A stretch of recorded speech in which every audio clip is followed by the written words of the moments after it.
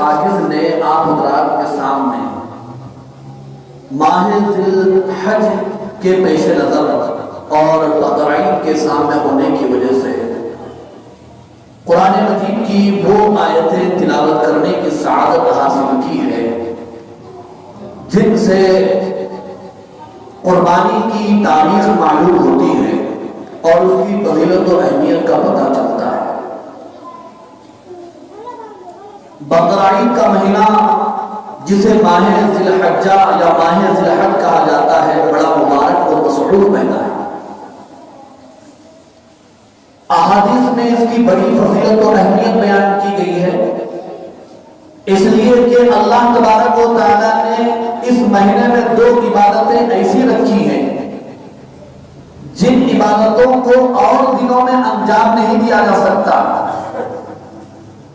جن عبادتوں کو اور دنوں میں ادا نہیں کیا جا سکتا ہے۔ ایک تو حج کی عبادت ہے اور دوسرے قربانی کی عبادت ہے، اور اس مہینے کے پہلے 10 دن وہ تو بڑی اہمیت کے حامل ہیں۔ حدیث میں اللہ کے نبی صلی اللہ علیہ وسلم کا فرمان ہے کہ ان دنوں میں اللہ تبارک و تعالیٰ کو عبادت بڑی پسندیدہ ہوتی ہے، محبوب ہوتی ہے اور دنوں کے مقابلے۔ اور یہ بات بھی ذہن میں رکھنے کی ہے کہ بقر عید کے پہلے 10 دنوں میں جس طرح اللہ تبارک و تعالیٰ کو عبادت پسندیدہ ہے اور دنوں کے مقابلے میں، ویسے ہی اگر نافرمانی اور معصیت کی جائے، گناہ کیا جائے، تو اور دنوں کے مقابلے میں نفرت بھی زیادہ ہے اللہ تعالیٰ۔ تو ہو سکتا ہے آج 29 تاریخ ہے،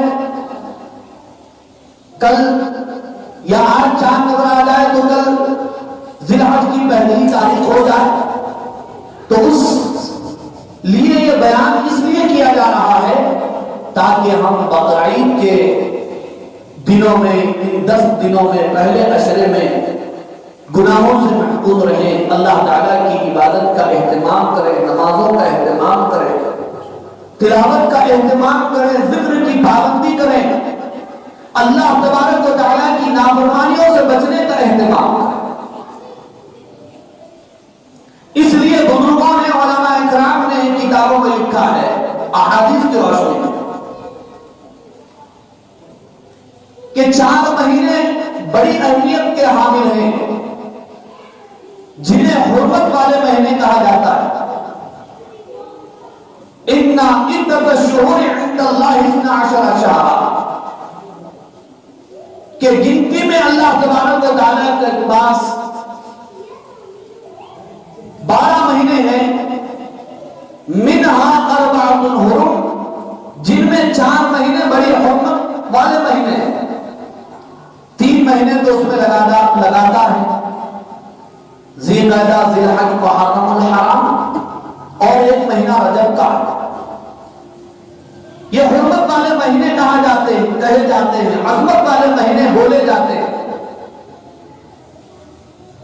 ان مہینوں میں جو ایمان والا عبادت کا اہتمام کرتا ہے، گناہوں سے بچنے کا اہتمام کرتا ہے، اللہ تبارک و تعالیٰ اسے اور مہینوں میں گناہوں سے بچنے کی توفیق عطا فرماتا ہے۔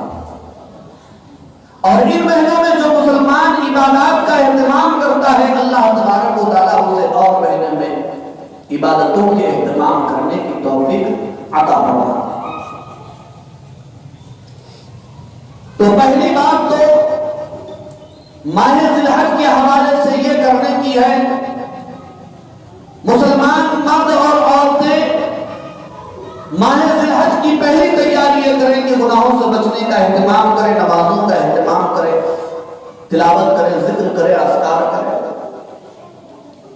مگر میں آپ کو بتاؤں کہ جب بقر عید کا مہینہ آنے والا ہوتا ہے اور بقر عید کی عید آنے والی ہوتی ہے تو ہماری تیاری کیا ہوتی ہے؟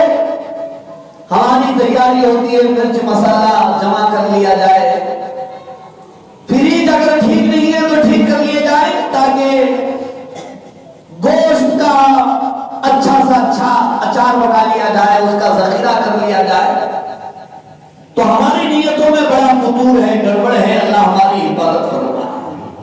ہمیں اپنی نیتوں کی اصلاح کی ضرورت ہے۔ ہماری نیت یہ ہونی چاہیے کہ بقرعید کی عید آ رہی ہے، ہم اللہ کے نام پر قربانی کریں گے اور انشاءاللہ غریبوں کے درمیان تقسیم کریں گے۔ گوشت تو ہم سال بھر کھاتے رہتے ہیں، اللہ کا فضل و کرم ہے اور احسان ہے۔ لَن يَنَالَ اللَّهَ لُحُومُهَا وَلَا دِمَاؤُهَا وَلَكِن يَنَالُهُ التَّقْوَىٰ مِنكُمْ۔ اللہ رب العالمین نے بیان فرمایا کہ تمہارا گوشت اور خون اللہ کو ہرگز نہیں پہنچتا ہے، بلکہ تمہارا تقویٰ اور تمہارے دلوں کی نیت اللہ کو پہنچتی ہے۔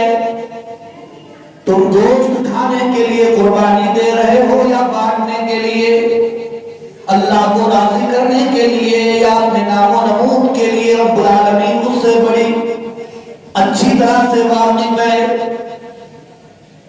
اس لیے دوسری ارشاد فرمایا قل ان صلاتی و نسکی و محیای و مماتی للہ رب العالمین۔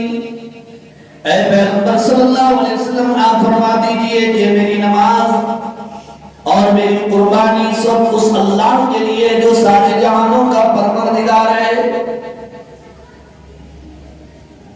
تو تیاری یہ ہے کہ ہم گناہوں کو ترک کر دیں، عبادت کا اہتمام کریں اور قربانی کے لیے اپنے اندر یہ جذبہ پیدا کریں کہ میں اللہ کو راضی کرنے کے لیے انشاءاللہ قربانی کروں گا یا اللہ۔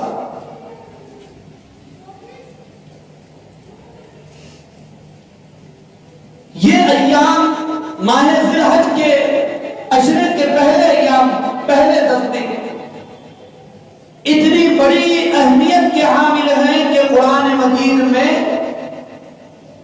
ان 10 دنوں کی راتوں کی رب العالمین نے قسمیں کھائی۔ فرمایا والفجر وليال عشر والشفع والوتر، قسم ہے فجر کی۔ یہاں پر فجر سے کیا مراد ہے؟ مفسرین کے مختلف اقوال ہیں۔ ایک قول تو یہ ہے کہ نماز فجر کی اللہ نے قسم کھائی ہے، اور دوسرا قول یہ ہے کہ اللہ نے صبح صادق کی قسم کھائی ہے، جو بڑا اہم وقت ہوتا ہے، جس وقت ہم آج کل خبرداٹے لے رہے ہیں۔ آج کل ہم جس وقت نیند کی آغوش میں ہیں، رمضان کیا گیا، ہم مسجد ہی سے غائب ہو گئے۔ مسجدیں یاد کر رہی ہیں، ویران ہے کہ وہ رمضان کے ہمارے بھائی ہم سے کیوں بچھڑ گئے، ہم سے دور کیوں ہو گئے۔ ذرا ہم جائزہ لیں اپنی مسجدوں کا اور اپنے سبوں کا، تو پتہ چل جائے گا۔ اور تیسرا قول یہ ہے کہ یہاں پر فجر سے مراد بقرعید کے دن کی صبح کی نماز یا صبح کا وقت مراد ہے۔ بہرحال جو بھی ہو، نماز فجر ہو یا ہر صبح صادق، فرمایا وَلَيَالٍ عَشْرٍ، اور قسم ہے 10 راتوں کی۔ 10 راتوں سے مراد کون سی راتیں؟ تمام مفسرین کا اتفاق ہے کہ یہاں پر جن 10 راتوں کی رب العالمین نے قسم کھائی ہے، وہ بقرعید کے دنوں کی ابتدائی 10 راتیں بولا۔ اب اللہ نے یوں ہی قسم نہیں کھائی، ماہ ذی الحج کی ابتدائی 10 راتوں کی اللہ نے قسم کھا کر مجھے اور آپ کو بتایا کہ یہ راتیں بڑی قیمتی ہے، اس میں ان میں جاگ کر عبادت کرو، دعائیں کرو، رب العالمین سے مانگو اور اپنے مسائل کا حل کرو۔ وَلَيَالٍ عَشْرٍ وَالشَّفْعِ وَالْوَتْرِ، اور قسم ہے جفت عدد کی، اور قسم ہے تام عدد کی۔ عدد اور گنتی 2 قسم کی ہوتی ہے، ایک تام اور ایک جفت۔ جفت اس عدد کو کہا جاتا ہے جس کی گنتی برابر سرابر ہو سکتی ہے، جیسے 2 ہے، جیسے 4 ہے، جیسے 6 ہے، جیسے 8 ہے، جیسے 10 ہے۔ اور تاک اس عدد کو کہتے ہیں جن اعداد کی گنتی برابر نہیں ہو سکتی ہے، کسر واقع ہوتا ہے، جیسے 1 ہے، جیسے 3 ہے، جیسے 5 ہے، جیسے 7 ہے، جیسے 9 ہے، جیسے 11 ہے۔ اعداد میں تاک عدد کی فضیلت احادیث میں آئی ہے، اس لیے شاید یہ شادیوں میں لینے دینے میں کیا کرتے ہیں، لکھو 11,051، 85,51۔ جوڑے کی رقم ایک طرف تو ناجائز اور حرام ہے، اور دوسری طرف آپ اہتمام کر رہے ہیں تاک عدد کیوں صاحب بڑا عدد ہوتا ہے، 51 لکھو، 50 نہیں۔ تو تاک عدد میں جہاں 51 ہوتا ہے وہی 49 بھی ہوتا ہے، لیکن دولہے میاں کمی پر راضی نہیں ہے، جتنا ہو سکے 1 روپیہ بھی زیادہ ہو جائے تو اچھی بات ہے، آ جائے میرے جھولی کے اندر، میرے دامن میں۔ تو یہاں پر اللہ رب العالمین نے قسم کھائی، والشفع والوتر، قسم ہے جفت عدد کی اور قسم ہے تاک عدد کی۔ تو یہاں پر تاک عدد سے مراد مفسرین نے لکھا ہے وہ بقرعید کی 9 تاریخ ہے، عرفہ کا دن جسے کہا جاتا ہے،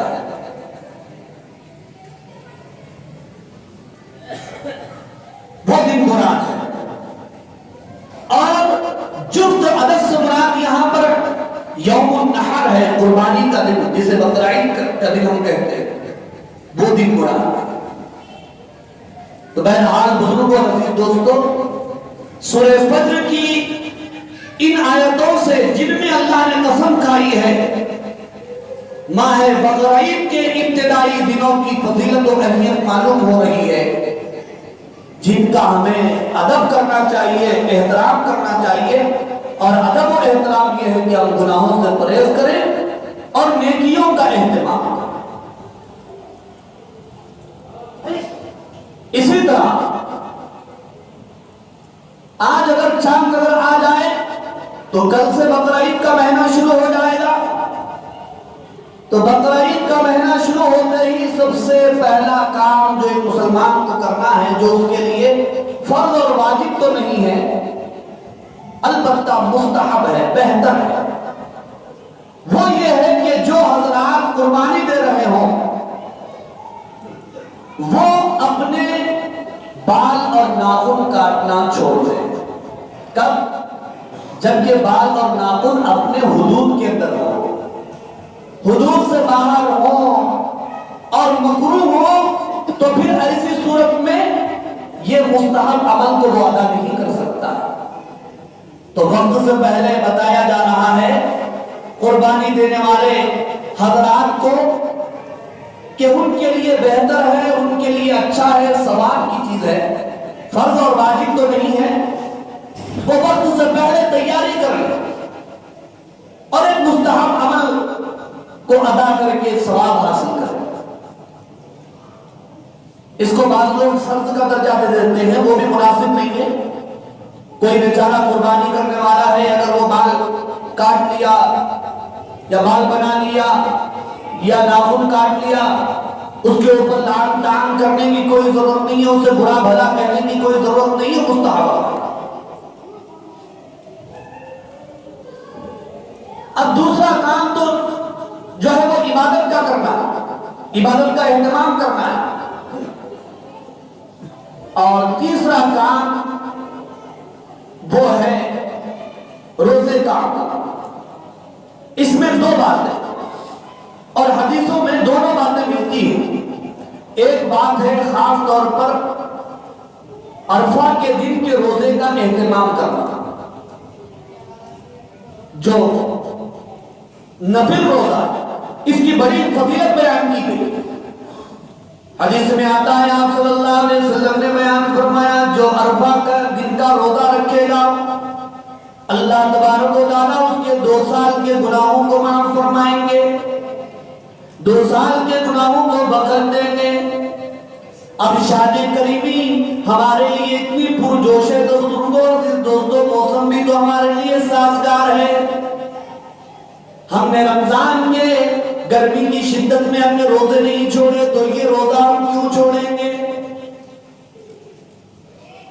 انشاءاللہ ہم ضرور عرفہ کا روزہ رکھیں گے اور ثواب حاصل کریں گے۔ اور دوسری بات یہ ہے کہ بقرعید کی پہلی تاریخ سے لے کر کے عید تک جتنے دن ہیں ان تمام دنوں میں بھی جو 1 دن کا روزہ رکھے گا اللہ اس کی پچھلی خطاؤں کو معاف فرمائیں گے۔ اب عورتوں کے درمیان چلتا ہے 1 روزہ رکھنا ہے، 2 روزہ رکھنا ہے، 1 روزہ تو ہو ہی نہیں سکتا۔ دلہے کو بھی بٹھاتے ہیں ساتھ میں، اگر دلہن نہ ہو تو چھوٹے بچے کو بٹھا لیتے ہیں۔ یہ بغیر جوڑی کے کیسا؟ بات یہ ہے کہ اگر 1 دن کا روزہ بھی کوئی رکھنا چاہے گا تو رکھنے کی اجازت ہے، اس کے ساتھ جوڑ لگانا کوئی فرض نہیں۔ ہاں اس سے پہلے اگر کوئی رکھتا ہے تو جیسا کہ میں نے ابھی آپ کو فضیلت سنائی ہے تو رکھ لے، بہت ہی اچھی بات ہے۔ یہ تیسری بات ہے ماہ ذی الحجہ کے حوالے سے۔ اور چوتھی بات ہے وہ قربانی ہے۔ قربانی مسلمان پر، مالدار پر، صاحب استطاعت پر، جس کے پاس 52.5 تولے چاندی ہو یا اس کے بقدر مالیت ہو، کل ملا کر کے، یا پھر اس کے گھر میں اتنا سامان ہو جو اس کی بنیادی ضروریات سے زائد ہو، قرض وغیرہ سب نکالنے کے بعد، تو اس کے اوپر قربانی واجب ہو جاتی ہے۔ مثال کے طور پر ایک آدمی کے پاس بینک بیلنس نہیں ہے، سونا چاندی نہیں ہے، لیکن گھر کے اندر سامان رکھا ہوا ہے، فرنیچر ضرورت کے لیے نہیں ہے، اٹھا کر یوں ہی رکھا گیا ہے، اور برتن رکھے ہوئے ہیں، بھگونے رکھے ہوئے ہیں، قیمتی اشیاء رکھی ہوئی ہیں، یا ایک ذاتی گھر کے علاوہ ایک اور گھر بھی اس کے پاس موجود ہے جس کو وہ کرائے پر دیا ہوا ہے، یا ایک گاڑی کے علاوہ اور ایک گاڑی اس کے پاس ہے جس کو وہ یوں ہی رکھا ہوا ہے، جس کی قیمت 52.5 تولے چاندی کو پہنچ رہی ہے، تو ایسے مسلمان کے اوپر قربانی واجب ہے، لازم ہے، فرض ہے، اس کو قربانی دینا ہے۔ اگر مسلمان قربانی دے رہا ہے تو اس کے لیے بشارتیں ہیں، اس کے لیے خوشخبریاں ہیں۔ آپ صلی اللہ علیہ وسلم نے بیان فرمایا کہ قربانی کے جانور کا خون زمین پر گرنے سے پہلے آسمان سے اس کے لیے مغفرت کا اعلان کر دیا جاتا ہے، اور قربانی کے جانور کے جسم پر جتنے بال ہیں اللہ قربانی دینے والے کو اپنی نیکیاں عطا فرماتے ہیں۔ اور خدا نہ خواستہ قربانی واجب ہے، اس کے باوجود کوئی قربانی نہ دے تو پھر وہ سن لے آقا کا غلام، وہ آقا کا امتی، وہ آقا کا چاہنے والا۔ آپ نے بیان فرمایا کہ طاقت رکھنے کے باوجود اگر کوئی قربانی نہیں دے رہا ہے تو وہ ہمارے عیدگاہ کو نہ آئے، اس کو عیدگاہ آنے کی کوئی ضرورت نہیں ہے جو طاقت رکھنے کے باوجود قربانی نہ دے۔